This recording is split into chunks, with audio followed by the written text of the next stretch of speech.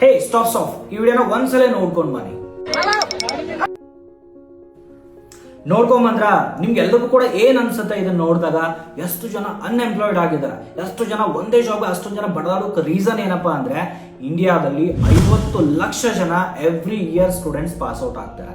But ಅದರಲ್ಲಿ 1% 2% ಜನ ಮಾತ್ರ ಕೆಲ್ಸಕ್ಕೆ ಹೋಗ್ತಾರೆ. ಅಂಡ್ ಇವನ್ ಕೆಲಸ ಸಿಗತ್ತೆ ಅಂದ್ರೆ 10 ರಿಂದ 20 ಲಕ್ಷಕ್ಕೆ ಜನಕ್ಕೆ ಮಾತ್ರ ಕೆಲಸ ಸಿಗತ್ತೆ. ಉಳಿದಂತ ಎಲ್ಲ 30 ಲಕ್ಷ ಜನ ಕೂಡ unemployed. What was the reason? 90% of the people depend on the job. ಎಲ್ಲರೂ ಕೂಡ ಜಾಬ್ ಮೇಲೆ ಡಿಪೆಂಡ್ ಆಗಿದ್ದಾರೆ. ಸೊ ಜಾಬ್ ಮೇಲೆ ಡಿಪೆಂಡ್ ಆಗೋದ್ರಿಂದ ಅವ್ರದ್ದೇ ಆದಂತ ಸ್ಕಿಲ್ಸ್ ಅನ್ನ ಫೈಂಡ್ ಔಟ್ ಮಾಡಕ್ ಅವ್ರಿಗೆ ಆಗ್ತಿಲ್ಲ. ಒಂದು ಎರಡನೇದೇನಪ್ಪಾ ಅಂದ್ರೆ, ಸೊ ಅವ್ರ ಎಜುಕೇಶನ್ ಮುಗಿದಾದ ತಕ್ಷಣ, ಅಂದ್ರೆ ನಾನು ಡಿಗ್ರಿ ಆದ್ಮೇಲೆ ಸ್ಟಾರ್ಟ್ ಮಾಡ್ತೀನಿ, ಡಿಗ್ರಿ ಆದ್ಮೇಲೆ ನಾನು ಜಾಬ್ನ ಹುಡುಕ್ತೀನಿ, ಬಟ್ ಹೈಯರ್ ಎಜುಕೇಶನ್ ಮುಗಿದ ನಾನು ಕೆಲಸ, ಒಳ್ಳೆ ಕೆಲಸ ಹುಡುಕಿ ಸೆಟ್ಲ್ ಆಗ್ತೀನಿ ಅನ್ನುವಂತ ಮೈಂಡ್ ಸೆಟ್ ಇದೆಲ್ಲ ಇನ್ನೂ ಜನನು ಕೂಡ, ಹೌದಾ?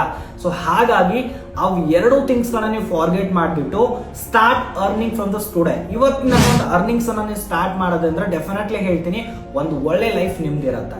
So if you are student still unemployed, definitely ನನ್ನ ಕಡೆ ಒಂದು ಒಳ್ಳೆ ಅಪರ್ಚುನಿಟಿ ನಿಮ್ಗೆ ಎಲ್ರಿಗೂ ಕೂಡ ಇದೆ.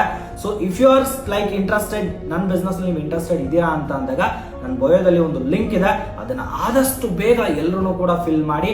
ಡೆಫಿನೆಟ್ಲಿ ನಮ್ಮ ಬಿಸ್ನೆಸ್ ಟೀಮ್ ನಿಮ್ಗೆ ಕಾಂಟ್ಯಾಕ್ಟ್ ಮಾಡುತ್ತೆ, ಎಲ್ಲನೂ ಕೂಡ ಎಕ್ಸ್ಪ್ಲೇನ್ ಮಾಡ್ಕೊಡುತ್ತೆ. Okay, don't forget to follow me.